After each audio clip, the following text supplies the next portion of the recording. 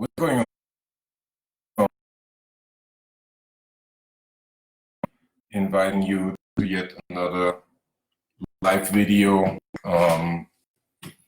It's Friday, 3 p.m. I hope you're all well. See if anybody cares to join today. Hey, what's going on, Rodney? Good to see you. Wyeth, welcome. Richard J. Alexander, wow. It's an honor to have you with us, sir. Dave, what's going on? Good to see you. I hope you guys can hear me. Somebody give me a thumbs up so you guys can hear me, because I'm not using headphones today. Wow, a lot of people joining. What's going on, gentlemen? So good to have you here. Yeah, as I said, somebody let me know if this microphone is up enough. Happy Friday, John Diener. What's going on? Hey, Dave. So, oh, excellent. Thanks, Joey. Appreciate it. All sane. I hope you're all doing well. I hope you're all doing whatever you can to keep your mind and your body safe and healthy. Thank you, Marco. Good to see you guys.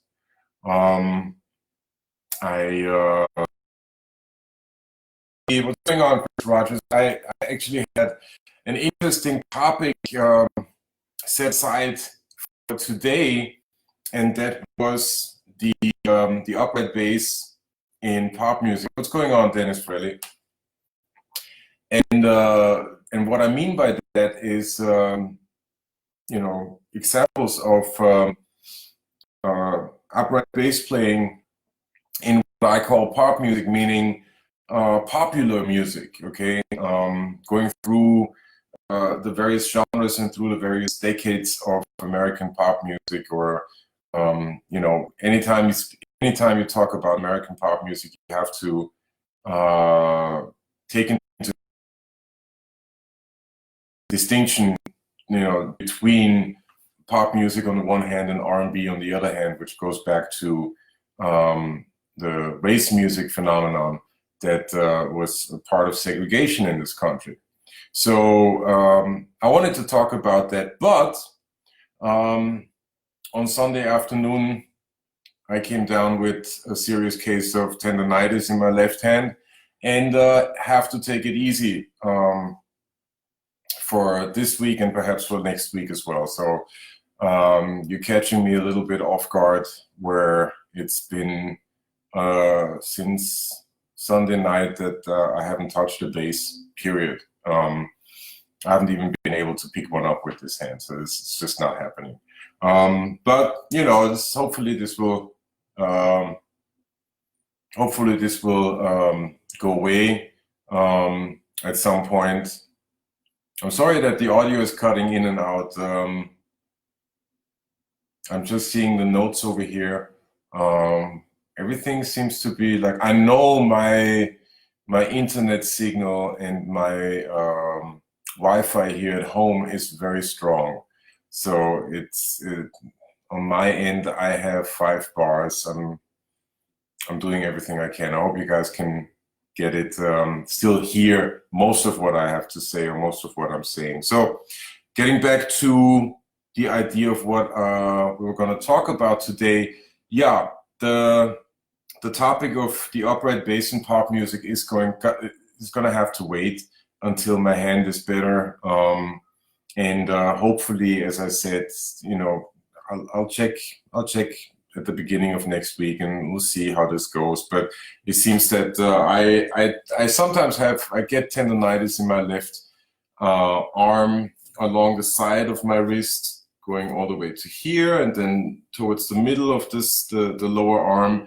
And this time I obviously did something with my wrist, because there's quite a lot of impeded movements, meaning that I can't really bend my wrist right now. But as I said, I hope, I'm not too worried about it, because it's been a couple days now and it's getting better. At first I was quite freaked out about it, because anytime something happens with your wrists or with your hands, you don't want that. You don't want to risk that. Nevertheless, it seems to be getting better. And I hope that I can get that topic to you guys, you know, within the next 2, if not 3 weeks. So just bear with me. It takes some time for even especially my body to heal.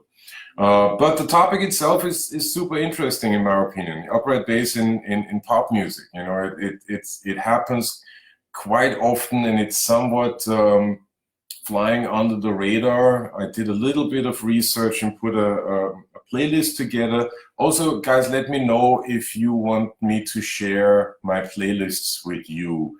If there's any interest, I'll be more than happy to do so. I have a number of playlists on various streaming platforms that kind of go to my interests. I'm more than happy to share them with you guys.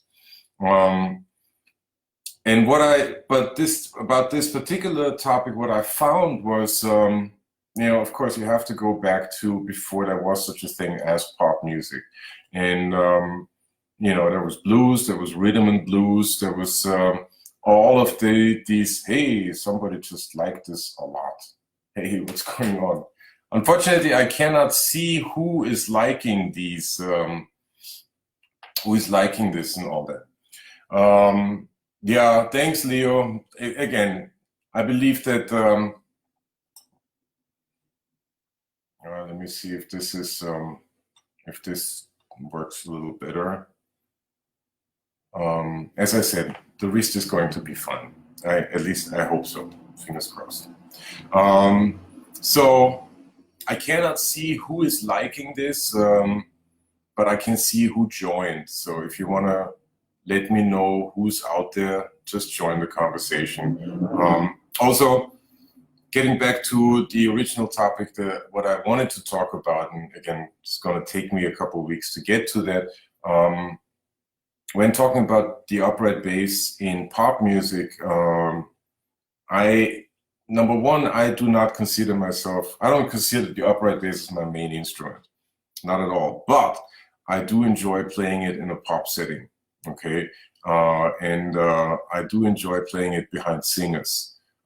So that kind of led me down the rabbit hole of, okay, well, it's, you know, what were the pop hits, the so-called pop hits before there was pop music. And one thing I could find was Cab Calloway, Minnie the Moocher, with the great Milt Hinton on bass.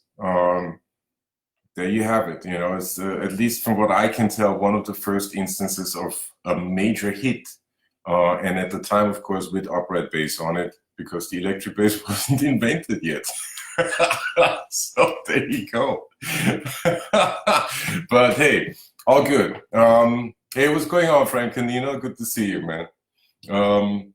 Couple other things that I found was there's a band jumping in the music history. There's a current band called the Mavericks. They have the great Ed Friedland on bass, and they have upright bass in there. That's their sound, you know.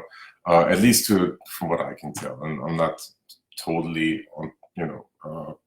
informed about that, but they have a good amount of upright bass in their sound.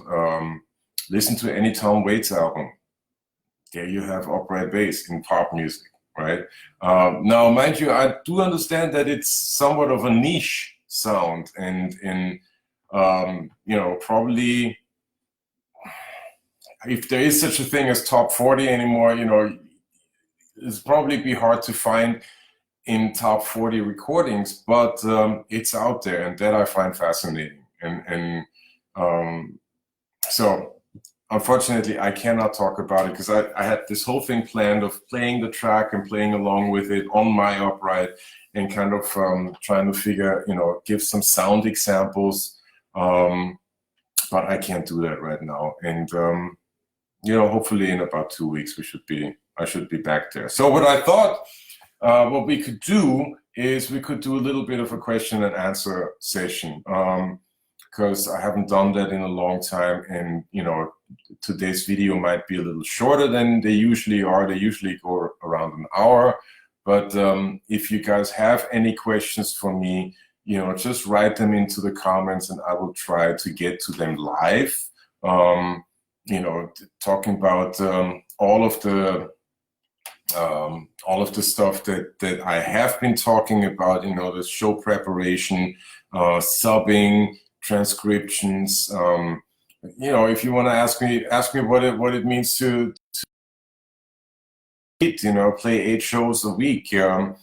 All of that, you know, just let me know. Hey, what's going on? A lot of people joined now. What's going on, Bobby Brennan, Roger Maltby? How you doing? Larry Stepler, good to see you. Yes, Marco, I see that. MC Solar with Ron Carter. Yeah, not only MC Solar. It was Tribe Called Quest. Check out Tribe Called Quest, and you hear Ron Carter playing upright bass with hip hop. So pretty. There is a history there, you know, there is a lineage there, and that I find exciting. You know, there's music there that that people wanted the sound of upright bass. Let's not forget the Duncan Sheik with, you know, ever since 2006. A lot of the stuff that I recorded for him was on upright bass. Is on upright bass.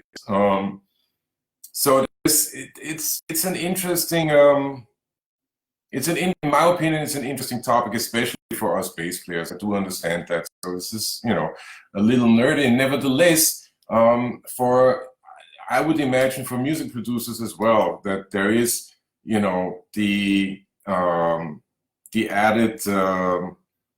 How can I put it? Texture, the added texture that an upright bass can bring to a project, you know. That's why I always say, I don't know if you guys see this, but there's my upright in the back. I see my upright as part of my arsenal, you know. It's I do understand that I have an affinity for the electric bass, but the upright is part of my arsenal. I don't take it lightly, and as such, as I said earlier already, I do enjoy playing behind singers in whatever genre with the upright. Let's see, we've got a couple questions here, so let me see. Frank Canino says there was a time on MTV when they decided the upright looked so cool that they had upright in the videos that weren't on the record. Well, that's quite possible. It's a cool looking instrument. You know, yeah, Joey, there are stage actors are dealing with vocal and other injuries. Have you had many injuries that significantly affected your Broadway show commitment specifically? That's a good question. I have played sick. I've played with tendonitis. I have played, I had an accident with one. At the time we had 2 cats, and the younger one freaked out one day as I was cleaning her and started snapping, and my fingers got in the middle, and this was during Spring Awakening. And what happened was that she bit through the thumb of my left hand. She tore the tip of my pinky, I believe, in English. Is that right? My 4th finger. I should know this, but places. Then she sliced through these 2 knuckles to the bone, and all of that perhaps. This was afternoon, and I was getting ready to. I had to go in and play that night. So I bandaged myself up as best as I. I didn't even notice that, you know, the amount. I was cleaning her in our bathroom. I basically looked onto the floor, and there was like a bunch of blood on the floor, and whoops, oh, it's coming from me. So I cleaned myself up, bandaged myself up, went in, played the show. Of course, my fingers didn't feel great. The next morning, these 2 fingers were completely swollen. They were twice as big as they are now, and anybody who knows me, I have pretty big hands. So the pinky on this side was completely swollen, the thumb was completely swollen, and there were streaks going into my arm. And after conferring with my partner, Alexis, and with various friends, I decided to go to the emergency room after getting a sub for that show, for that evening show. So this was the day after the accident happened. At the emergency room, they immediately put me on antibiotics, and I had to stay there for 3 hours. I got them intravenously, and then I had to take antibiotics regimen for another 2 weeks. And basically the doctor told me if I had gone in that evening, there was, first of all, I had developed an infection and it was spreading through my bloodstream. And that's why there were streaks going into my arm. That was basically the infection spreading into the rest of my body. And if I did, the doctor at the ER told me that if I had gone in that evening, the infection would have spread so far that they wouldn't have had another choice but to take the infected fingers off. So I would have lost my pinky, my thumb, and these 2 fingers just from basically having a misunderstanding with one of my cats. It's about this big. It's really things that happen to you. What can you do? So yes, I've played with injuries. It's not something that I care to repeat. You know, while doing Lady Day, I tore the my left calf muscle. I practice martial arts, and one day while warming up at the dojo, I basically take one step back and I hear my left calf muscle pop. And needless to say, it was very, very painful. I did not know what was going on. I've hardly ever had, big injuries in my life. This was actually my very first serious injury. And I finished the lesson though. I had a wrestling lesson that day.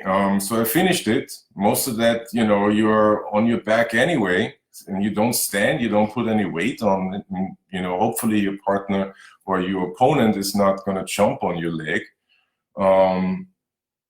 But then I crawled back home. I stopped by a pharmacy. I got like a bunch of over-the-counter painkillers. I'm not, these are things you do. So it usually takes like a solid 5 to 7 minutes from my house to the subway station. Okay, with the injury on my leg, it took me 45 minutes to walk a block and a half. I'm not kidding. I timed it. It took me 45 minutes to go a block and a half, to walk a block and a half. I had to stop, midway through. It was not good, and the painkillers hadn't kicked in yet. So, and then once I got to the theater, basically just suck it up and get through it somehow. For what it's worth, there was during Lady Day, there was one moment where there wasn't a lot of moving around. Like we had to, the way the theater was set up was that it looked like a jazz club, and we had to, the musicians came onto the stage of that jazz club from behind a fake bar.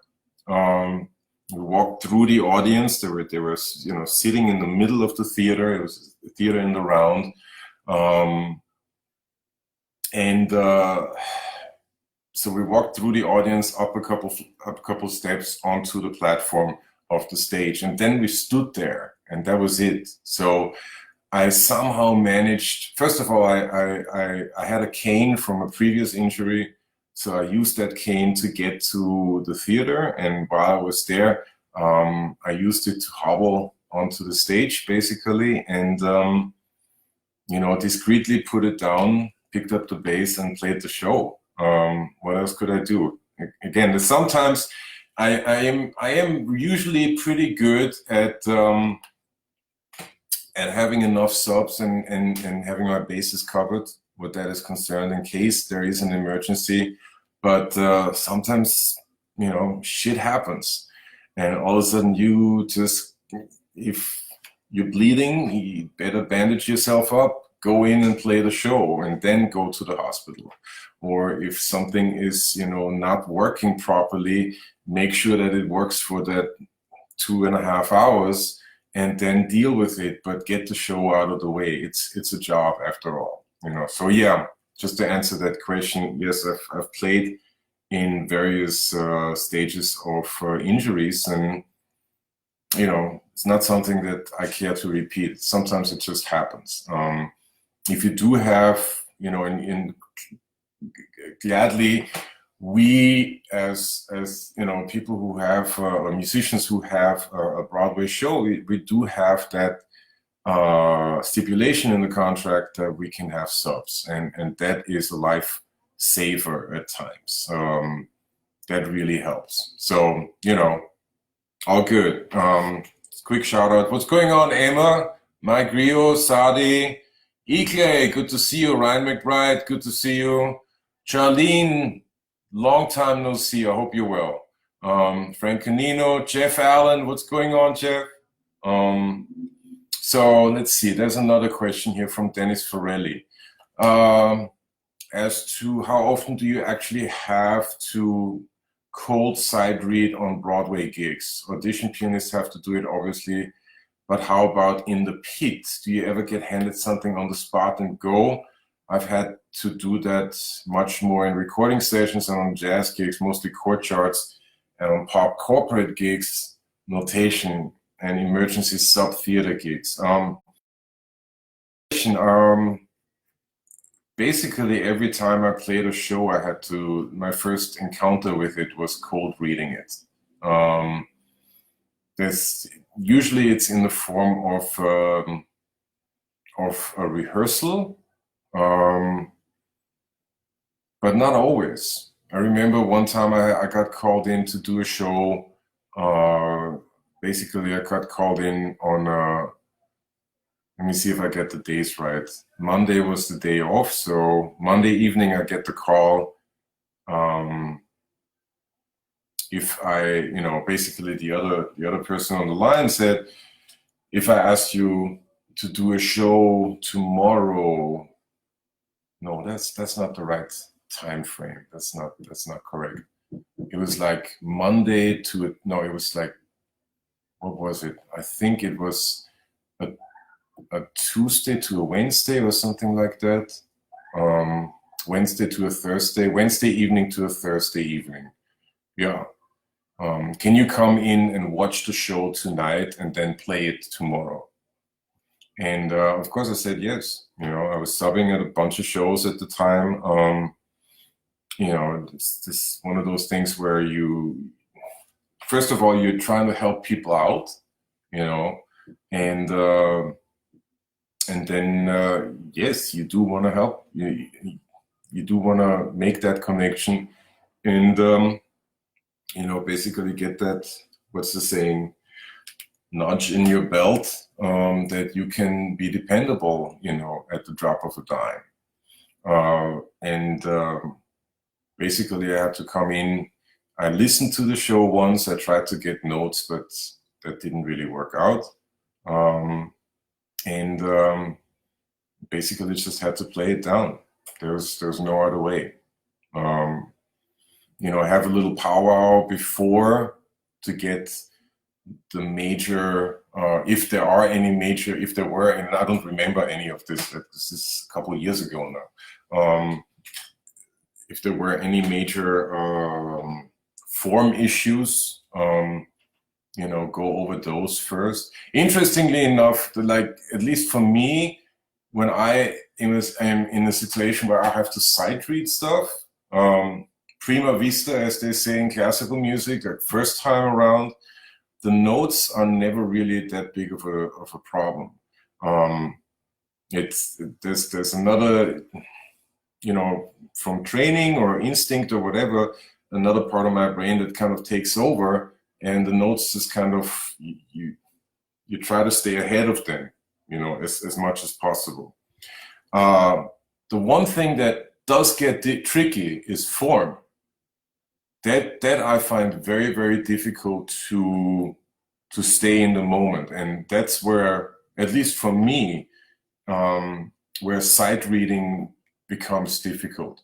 Form, meaning going from one section to the next, going back to another section, going from this, you know, senyu to the coda, or repeating this section 3-4 times, like that kind of thing. Form is, in my opinion, more difficult than the actual notes.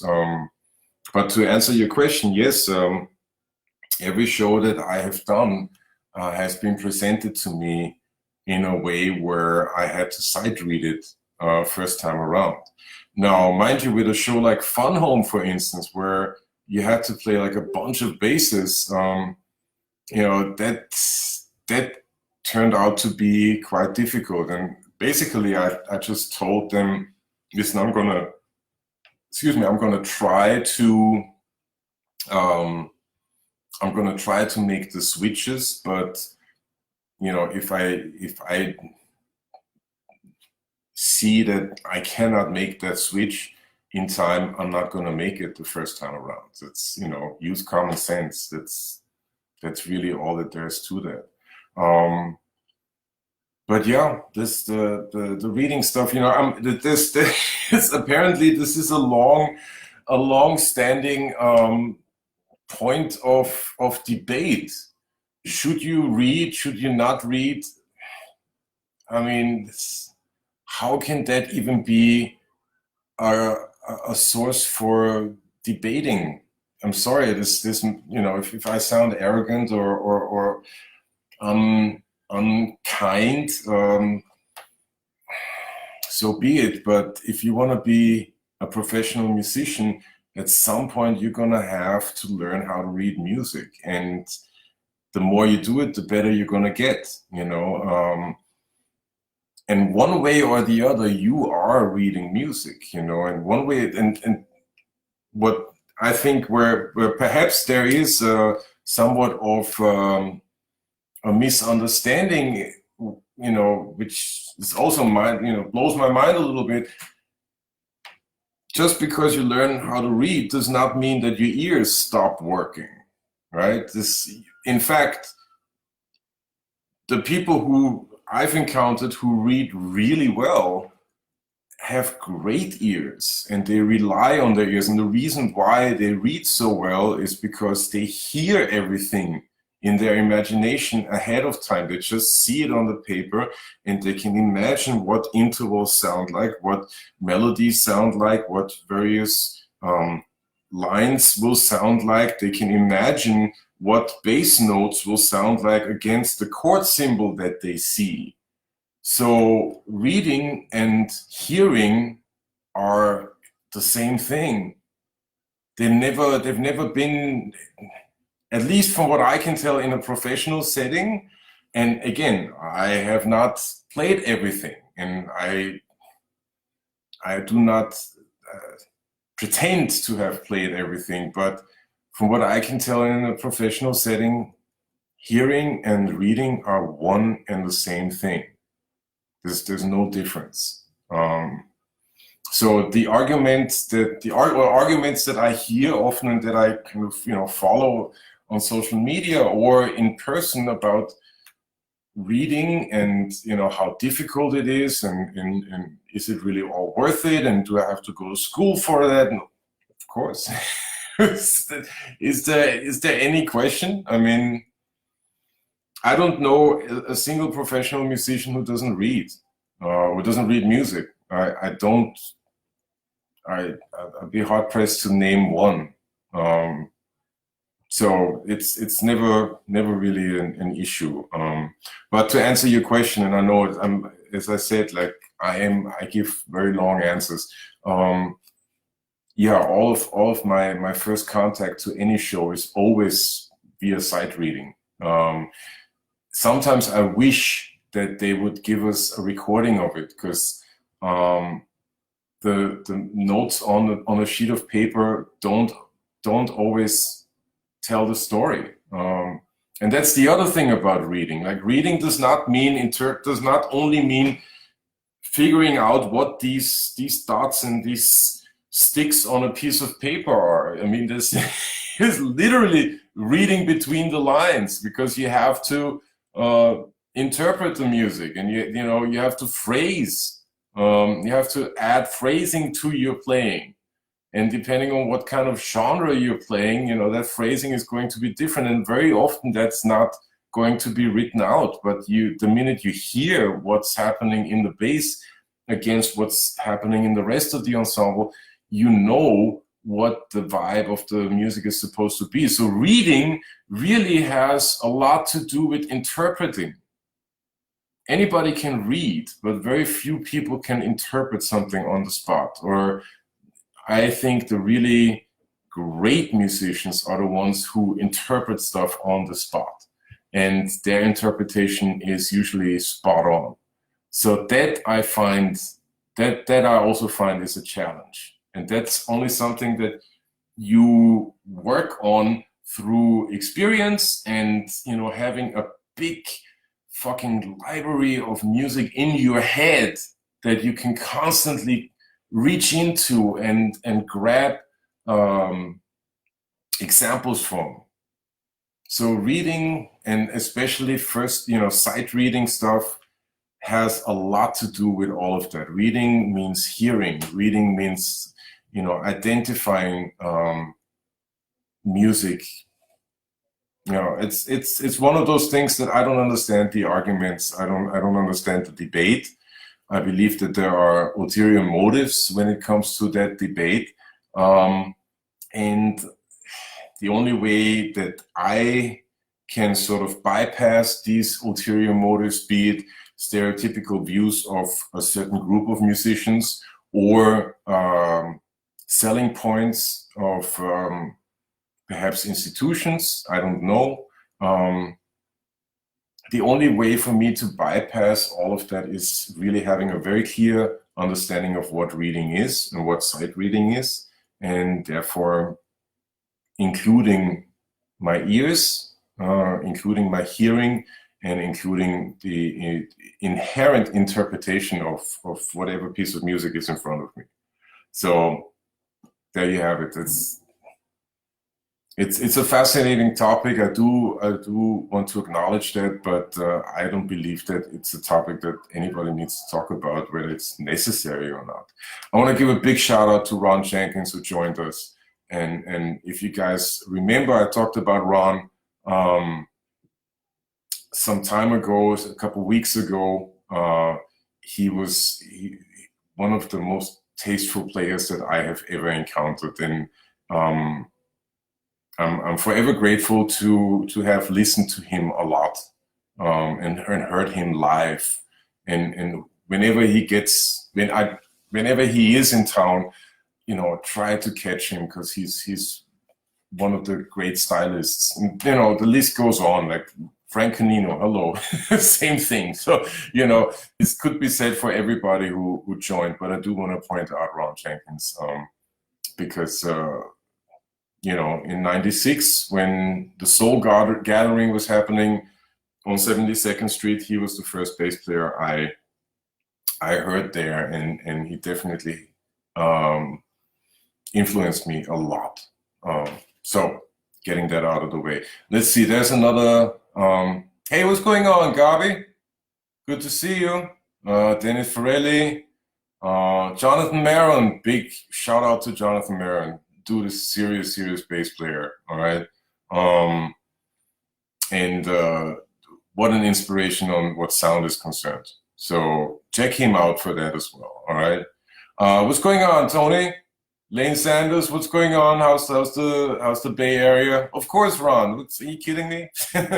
Of course. Drew Whalen, good to see you. Cam Collins, Cam, you know we gotta go back to New Orleans. Just saying, you know this gonna happen. You know this is in our future. Okay, New Orleans is in our future, Cam Collins. It's going to happen. So buckle up. All right, Larry has a question. What percent of my income comes from recording session work? And were you one of the top bassists called for acoustic and electric work? I don't think so. No. And what was the most type of sessions you played for? Well, I mean, what percentage comes from recording session work? That's a good question. I'd say it's somewhere between probably 5 to 10%. You know, it's not a lot of money. And let me also be specific in saying that the way, at least the way how I experience it, you know, where I am right now in my career, the session work as such has obviously changed. The big studios, most of them don't exist anymore. Record companies don't have budgets anymore. You know, you could make an argument, well, no, there are a lot of artists out there, but our technology and our, I want to say, business model has changed to the point where everybody has a studio now. So very often, whatever session I am doing is I either do them right here at home, or I go to somebody's home and record at their place. And that's, you know, session work. That's what session work means for me. You know, big exception, of course, being the few times a year that I get called in to do a session at a recording studio. You know, that does happen, and it's always a very welcome surprise, sort of. And yet, again, this also needs to be seen against the backdrop of where my career is right now, because that's not the same for everybody.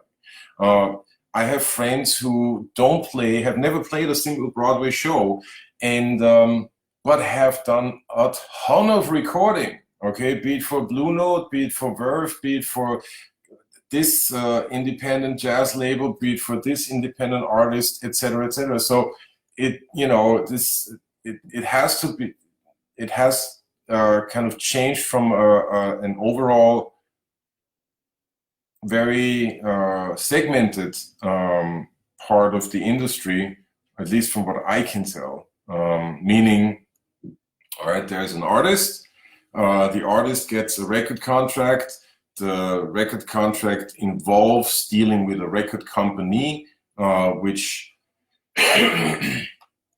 has a budget for that artist, which has access to a studio, which has access to infrastructure that will, you know, number one, produce this product and then put it out there.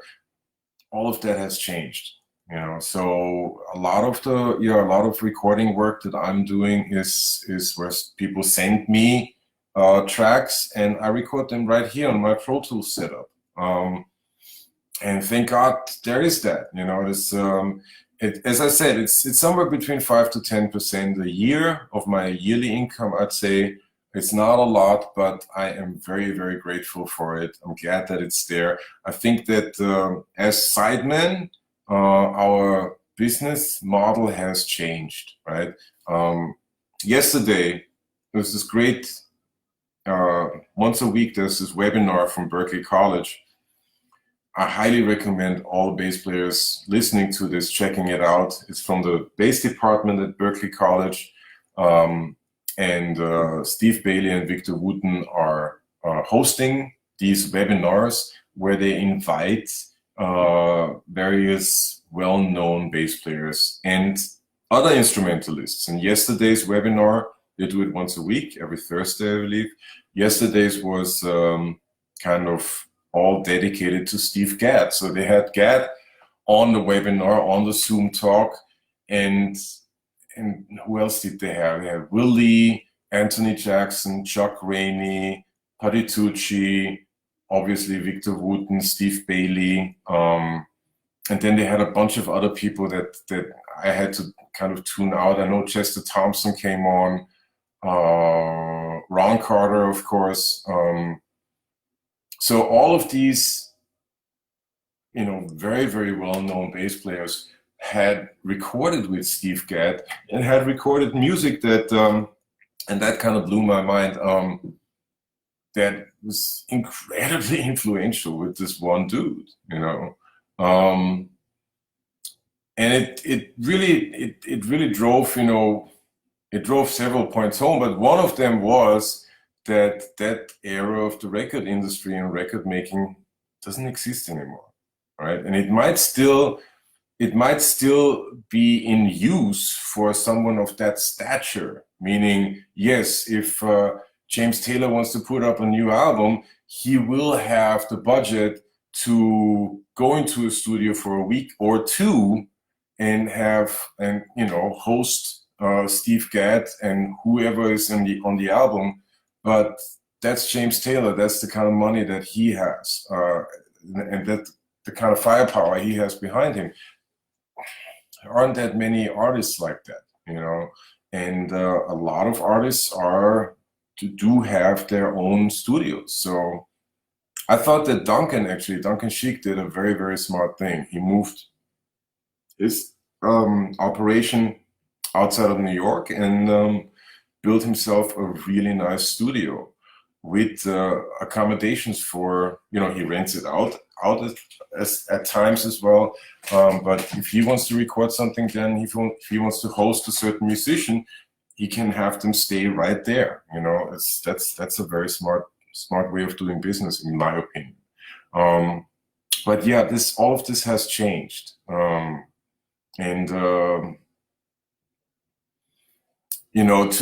answer the rest of Larry's questions, I am not one of the top bass players here in the city. I'm not even close. Okay, understand that in New York City you are competing with, you're competing with a Will Lee.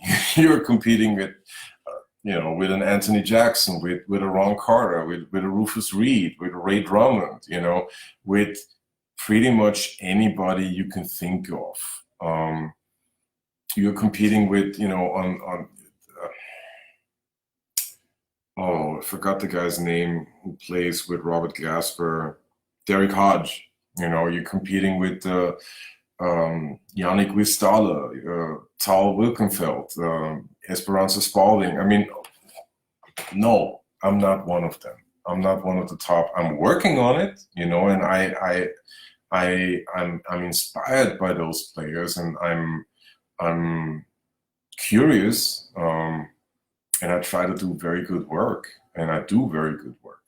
But I would not put myself in you're competing with a Christian McBride, who sounds like he has played at least for 2 lifetimes so far. Okay, so try competing with that. That's a lot. Okay. But you do what you can. Let's see. The other question was, what was the most type of sessions you played for? That's a good question. I'd say that I played mostly singer-songwriter sessions. Singer-songwriter sessions, pop sessions. Yeah, those are the ones that I mostly played for. But that also, that's a very big field. So maybe to give you a better answer, vocal sessions, vocal music. That's where my forte is. That's what I really enjoy most, and that's where I do most of my recording work. Yeah, absolutely. Let's see if we have any other questions out here.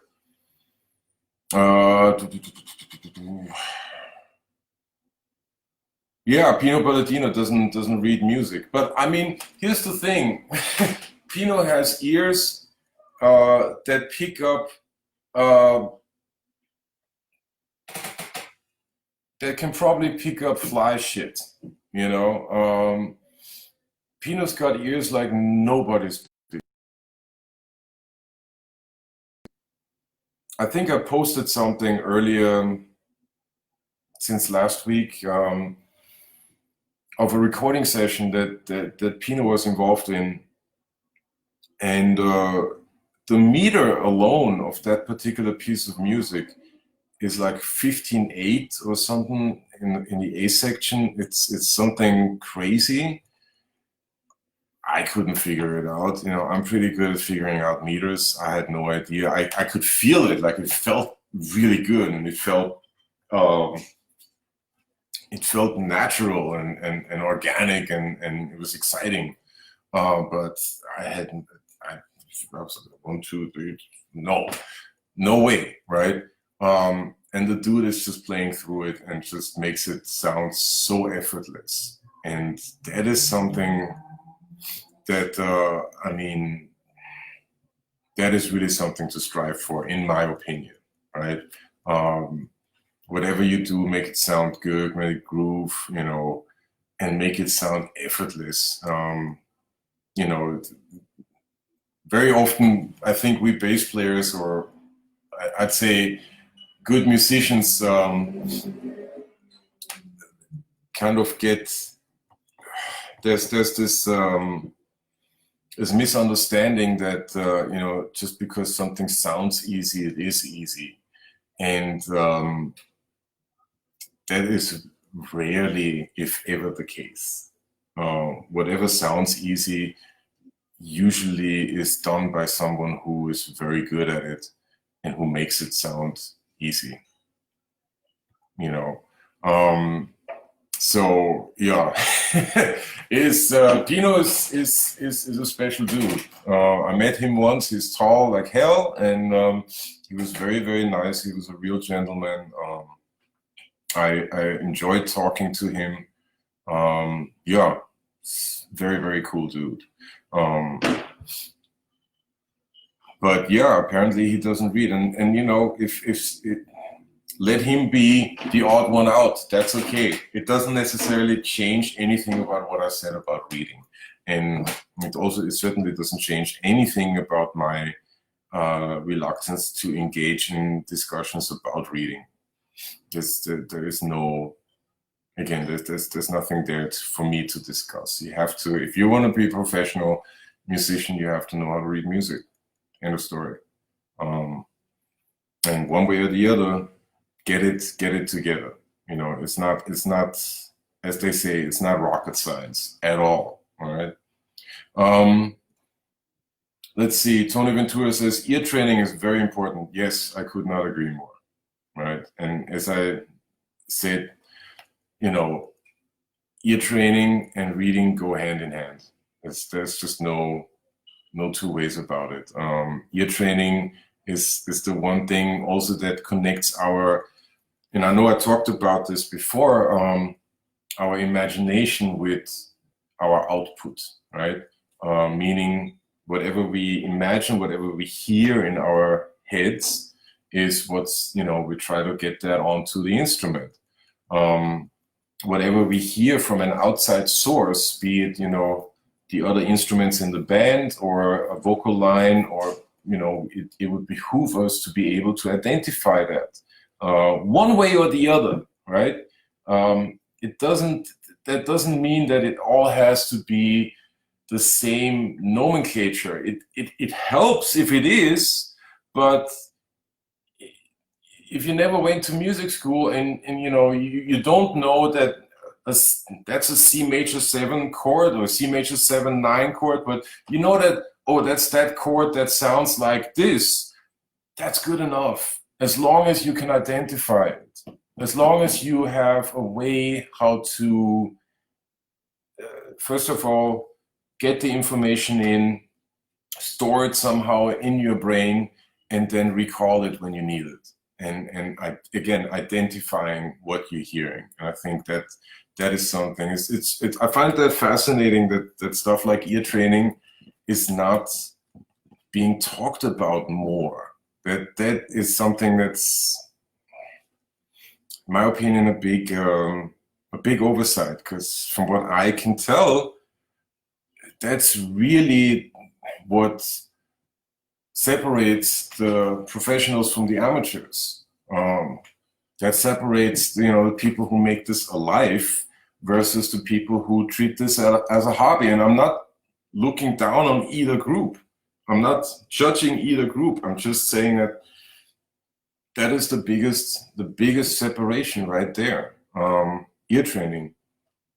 That's it's very, very important that, again, coming back to that webinar yesterday from Berkeley College, they sometimes flash various questions across the screen, and you can basically, they take a poll, about your level of education, how long have you studied, what type of music do you play, etc., etc. And then there's also the one question that so far I've refused to answer. Out of these 10 items, which are the items that you find most important? And there's like everything from sight reading to groove playing to genre-specific learning, and there's no ear training. It doesn't even get pointed out. So that I don't understand. That's beyond me, and I think that it would behoove an institution like Berkeley College, but again, could be any school. Substitute Berkeley with Juilliard, Eastman School of Music, North Texas State, whatever. Make sure that there's a lot of ear training, and let people know that this is what you're gonna have to do. You're gonna have to work on your ears, and I know that's what I'm doing. As what do I use? I use. Let's see if I have this. Tenuto. There's an app called Tenuto. I have no idea who made it, but I use it. And they have a pretty good ear training routine. And I just recently signed up to Rick Beato's ear training program. Because that's one thing that, if there's probably one regret that I have from my time studying, is that I did not do ear training enough. But I'm way past that time now. Long gone. College is long behind me. So a couple of years ago, I started, putting myself on an ear training routine, and it's fascinating how without even trying, without any impetus of a teacher or a classroom or fellow students or whatever, the minute I had to identify intervals via headphones, the old anxieties came back like that, and sure enough, it took me a couple months to get over that. But I did, and gladly I've put myself on this routine, and I find it. Again, this is not necessarily stuff that you need to survive a gig or to play a gig, but you will need those pieces that you will need for playing those gigs. And it's, as I said, it connects your imagination to your hands or to your instrument, whatever that might be. In my case, it's my hands. Let's see if we have any more questions here. What's going on, Ryan? Good to see you. Regina Hall. Hi, Crystal's mom. Marco is back. Awesome. All right. So I think that I'll wrap this up for today. As I said, I'm sorry that I couldn't give any more playing tips or advice or anything. I'm dealing with this tendonitis business, and it's gonna go away. It's one of those things that just happened. I think what triggered me was I'm getting back into playing piano, and so you know, with being, I haven't played piano in a very long time, and there is a difference, you know, there's your wrist and your hands are in different positions than either here or on the electric. So, and that kind of messed up my left hand, which is, you know, I have issues with my body just like everybody else. And especially being a bass player, you know, there's repetitive stress injuries that is damn near impossible that you don't get them. Let me put it this way. You know, and I do try to stretch and work out and whatnot, but these things happen. There's just no two ways about it. So,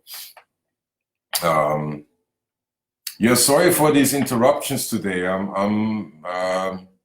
I'm still at 5 bars. I would imagine that perhaps in the playback, you can see the entire video without any problems. But so far, yeah, sorry about that. Hopefully, also I'm also kind of a little dubious about this the new platform on Facebook about these live videos. It doesn't seem to work all that great. So perhaps I'm going to have to switch over to YouTube and perhaps stream something there. I do want to tell everybody that I do have this YouTube channel where you can find all of these live videos. They all go and they're saved on the YouTube channel. If you subscribe to that channel, there is more information and there's more content that's going to come that I'm, you know, currently putting together or conceptualizing and recording. So all of that is going to be visible there. There's also a Patreon account that's coming that's going to sort of fund these endeavors, and you know, that's going to fund these hopefully instructional videos that I put out. You know, and if you want to be a member of that, that's going to be available for you to, you know, in a variety of forms, in a variety of ways. I haven't quite figured it out yet, but I'm working on that. All right. So I hope you all, I hope I was able to answer some of the questions, perhaps entertain, perhaps enlighten, perhaps ease your mind a little bit for this 1 hour. It's been an hour already. Who knew? And I hope that you all do what you need to do to stay sane out there. We certainly don't have a government right now that's working for us or that is even trying to work for us or give a semblance of care. So we have to do that ourselves. There's just no two ways about that. If that means that you've never read so many books in your life, then this is what you need to do. If that means that you've never taken as many walks as you take right now, it's all valid, okay? That means that, you know, you've never practiced piano before and you probably shouldn't jump in, you know, that also means that. Nevertheless, I hope you're all well, and I hope you all stay kind and stay cool, and remember that we only have each other. So take good care. All right. And I'll see you all next week. Later.